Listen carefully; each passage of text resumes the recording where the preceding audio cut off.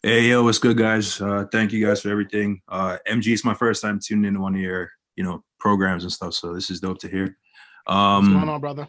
I'm all good. I'm all good. So I'm an international. I'm immigrant, but been in the US for a minute. So I'm building credit, making my investment moves, trying to prep to go into this home buyer space.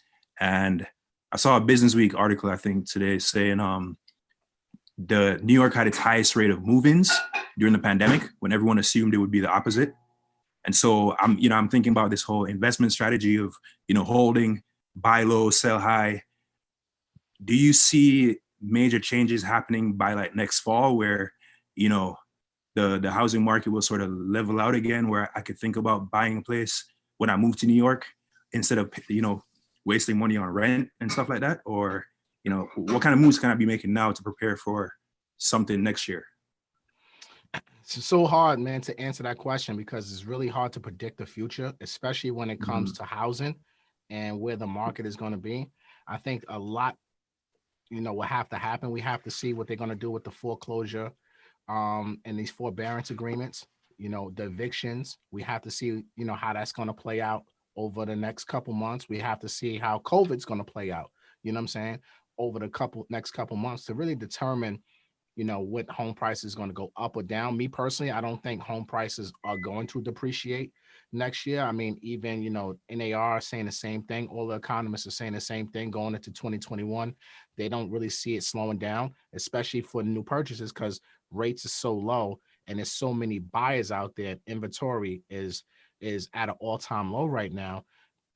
Homes are going above asking. So like even in New York City, I don't really see those homes depreciating like that. What I do see is by the end of next year, interest rates are possibly going to be back in the mid threes, maybe high threes. I personally think so. So that's why I'm very vocal on telling folks if you're looking to purchase real estate, take advantage now while the rates are right here, and you can and if you can afford it. So it's really hard to determine a situation like next year what's really going to happen. I just keep paying attention to the market, and if you see a right opportunity, jump on it. Don't hesitate because that opportunity won't be there for long. And Stuart, if you're obviously in EYL University, we did a class on NACA, on the NACA program. That's in EYLU. Matt actually facilitated that, and Matt, I believe that's something where it's no down payment, right? Yeah, with NACA is no down payment. No down payment. You can do 100% financing with a NACA loan. Okay. No closing costs, no PMI. The real big thing with NACA is, they encourage you to buy down the rate. It's a good program. NACA is not a bad program. People always ask me all the time, what's my thoughts on it? And I tell everybody the same thing. Every loan is a tool. You just got to use whatever tool that's available to you. I don't care if it's NACA, FHA, VA, who cares, right? Whatever's going to get the job done, get the job done.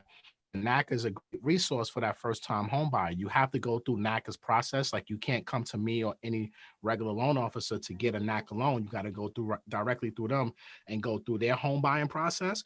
But if you can get approved for a NACA loan and you can find a good property, I will advise do multifamily with it because it's 100% financing. Go for it. Cool. Appreciate Thank you, it. guys. Yeah, yeah. Appreciate it. Check that out, Stuart. It's on our web. It's on EYLUniversity.com. It's like an hour presentation about the whole NACA program. So I just thought about that, but that's just creative financing. If obviously paying for a down payment for a home might be a lot for a lot of people, especially in the New York area. So FHA, we spoke about that before, NACA, things of that nature, where it kind of takes the burden off having a tremendous amount of money up front. There's pros and cons with everything, but Oh, in the con, just for full disclosure, it's going to take some time, right? Don't expect to go through a NACA program in a month. Expect to go through a ride. You know what I'm saying? It is. And if you want to take advantage of that, sometimes you got to be patient and go through that process. But it can take a long time. But at the end of it, it's worth it. I know a lot of homeowners who went through the NACA process and they're extremely happy with the results. So go for it if you qualify for it. yeah, I know a few people that actually got it and it worked out for them. So it's like all things, it's not going to be perfect for every person, but if Somebody said they heard NACA is like going through a triathlon. yeah, so look, I look at it like knowledge is power. So the more you know, the more you'll be equipped. But let's say it works for 3 out of 10 or 4 out of 10 people, of course, 70% of the people might be disappointed, but the 3 people that had to put no money down and got into their home and never thought that they would own a home, that makes the world to them. So, we have to be careful with judging everything off of one person's experience or even our own experience. Like I might have ate Chinese food and it was terrible, but that might have just been that restaurant that I went to. Like, there's a billion people in China. I can't necessarily say that every person that cooks Chinese food is a terrible chef. It might have just been my own personal experience for a variety of different reasons. I might just not like Chinese food. That doesn't mean that somebody else doesn't like it. So, Yeah. Man, I'm glad you said all those statistics. I was actually watching CNBC. They had the CEO of Redfin, and he was saying exactly that the inventory is low and the prices have gone up. It's actually the highest. The median home cost in America is at its highest. It's $311,000 right now.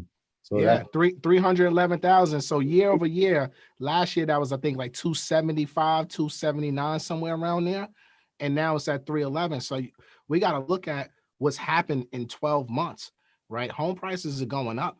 You know, look at cities like Atlanta where we just were. Like Atlanta 5 years ago was dirt cheap. Yeah, you know what the number one city was year over year? Which one? Bridgeport, Connecticut. Bridgeport, Connecticut. Shout out to Bridgeport. 117% increase. Year over year. Year over year. In Bridgeport? In Bridgeport, Connecticut. Fun fact. Shout out to everybody who purchased last year in Bridgeport. And if you purchased 3 years ago in Bridgeport, really big ups because you making some money right now. And y'all people need to refinance and tap that equity because it's monopoly money. Monopoly money. Should have got an investment property in Bridgeport. Shout out to Bridgeport. That's a fact. Monique, we coming to you. Unmute yourself. You've been unmuted. Hello. So I purchased a 2-family home in July. I use FHA, and I know they say like you should start out with like a 4-unit or a 3-unit, but I'm from Connecticut, and a bunch of New York investors were coming here and purchasing all our property. So I settled for this 2-family. And I was wondering if I would be able to use FHA again for a 3-unit. So you will have to refinance out of your FHA, go into a conventional loan, and then use FHA again. But the next property, remember, FHA is only for your primary residence. So if you're moving from a 2-family to a 3-family, what's the motivation behind it? And look, I want to tell this to everybody who's listening. Underwriters are not stupid. They understand that people house hack. They get it. Occupancy fraud is a big thing in the mortgage industry. Please understand, if you're trying to house hack and everything, make it make sense. Actually move in the property. Do it for a year. Do your year bid and then move on to something else. Follow the rules, and yeah, you can do what you want, but you're gonna have to make it make sense going from a 2 to a 3. If you can make it make sense, and you refinance out of your current FHA and put that into a conventional, absolutely, you can use FHA again for the next property as long as you're gonna live it for a year and it's your primary residence. All right, thank you. No problem. That's crazy that she called because we was just I'm about to talking say, she about from Bridgeport? So she just said like all the New York investors came to Connecticut. So that was right after our conversation.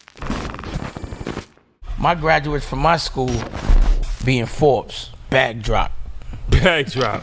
A mic drop, bag drop. Bag drop.